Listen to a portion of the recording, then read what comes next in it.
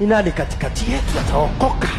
Hata kama biashara zimeenda chini, hata kama maisha yako imeenda chini, kumbuka there is judgment seat of Christ.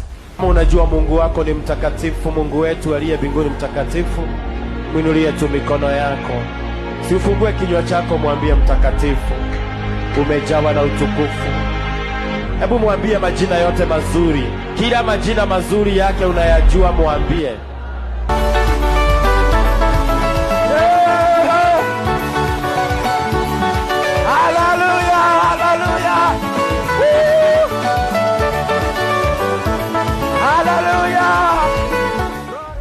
Whether you are in the body or not of the body, wewe uko upande gani?